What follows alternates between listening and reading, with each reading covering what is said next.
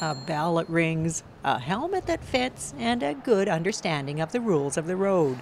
Joshua Alamany has it all. But when he rides his bike with his family, he seldom rides on busy city streets. We like to ride it close to home because I feel safer. Safety.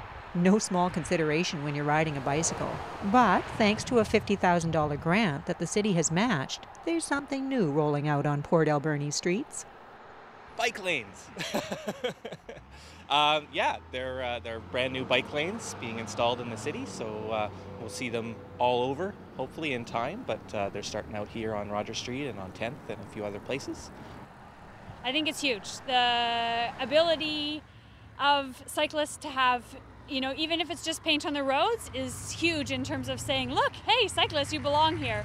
And I think it totally changes the dynamic and the streetscape in making other modes of transportation more welcome. And the bike lanes do that by dividing up the road space with the intention of making it clearer for all concerned. It may not directly change cycle behavior, but I think that it will go a long way in terms of education. Educating cyclists and motorists both in terms of how to share the roadway in a way that increases predictability for everyone, so that the motorists know where the bikes are going to be and the bikes know where their cars are going to be. Increased safety and predictability for both cyclists and motorists has been the goal from the very beginning, when the Bike Lane project first began to take shape.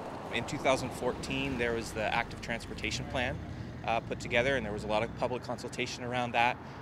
It's a great report. If people check it out on the website, the city website, they'll be able to see a whole network of bike lanes and bike treatments that are planned for the whole city. A long-term plan for sure, but in the short term, motorists are getting used to the newly painted lanes. And one question keeps coming up. Can you drive your car in the bike lane? Absolutely no cars in the bike lanes. At intersections, you'll notice the cycle lane stops, because that's an indication that the cars will be turning. So it's an indication for cyclists, look, beware, the cars are coming over to where you may be, and an indication for the motorists also to be like, look, hey, there's cyclists, so beware. This is a really good, really great step in terms of helping make cycling more readily available and easier for people in Port Alberni. Look, beware, and stay safe. Good advice for everyone. For Go on Shaw TV, I'm Nancy Wilmot.